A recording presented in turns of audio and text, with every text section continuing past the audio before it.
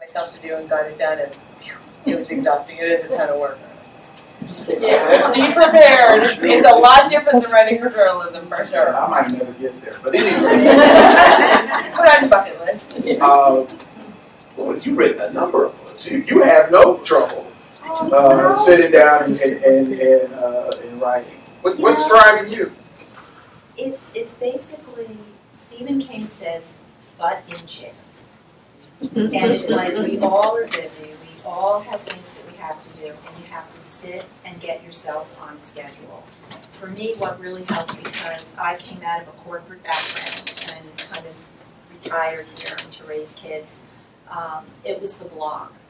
And that was really like, it was an exercise, because writing is an exercise. It's like anything else, it's a muscle. And you have to sit down and you have to do it. And anybody can do it. Anybody can write a book. Anybody can write a memoir. I mean, there's all sorts of wonderful things today that enable you to publish without having to have a publisher. And that was kind of, I met this group of people on LinkedIn, and they were incredibly supportive to me.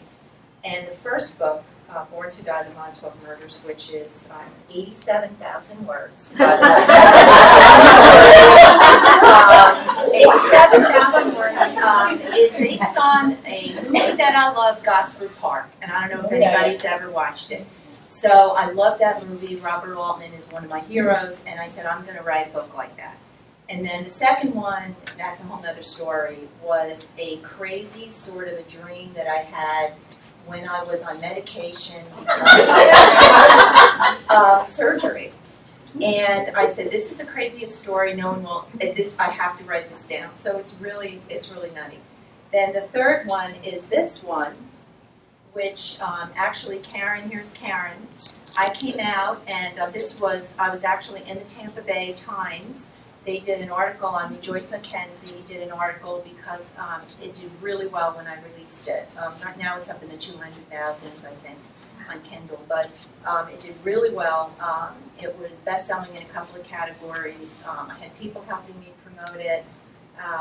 And I was asked to do a lot of book clubs. But I put together a PowerPoint presentation that I came here and I did for Karen, for a group that Karen brought in. She advertised it.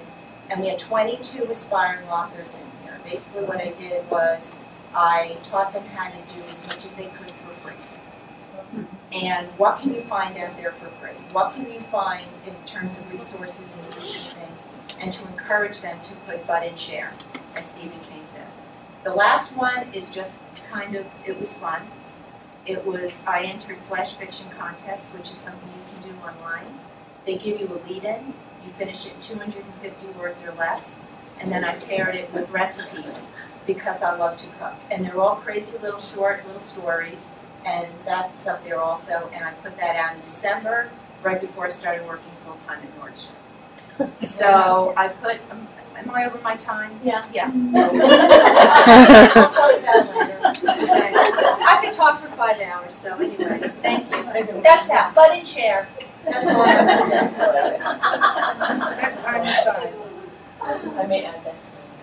So, Dina, how about you? What kind of drove you to take all of this advice that you normally give as a coach and put it into a book? Well, basically it came down to my clients asked.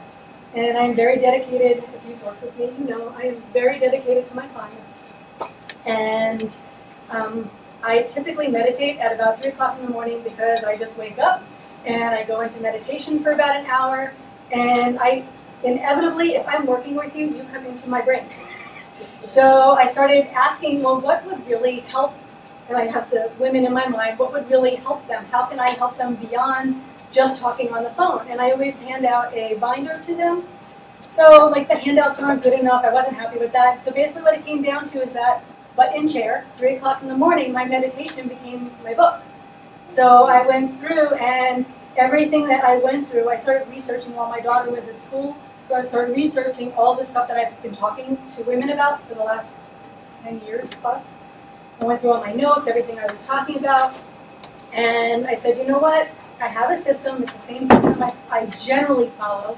If I work with you one-on-one, it's a little bit different. But this is basically the same thing that I'm telling, just in different orders, to everybody. So if I included a book that is basically an 8-week coaching program in addition to the binder that they get when they work with me, plus all the other little gifts that I give as I work with them, this would be something they can take with them no matter where they are, what stage they're at with their program, whatever, and they'll always feel good about themselves, they'll always have something to reference, and they can just, one of the things I love to do is have a book, I don't know if you've ever done this, and I'll be done real quick, is you grab a book and say, well, what do I need to know now? And inevitably, wherever you open in the book, you will have your answer, just follow it, and the rest of your week will be fantastic.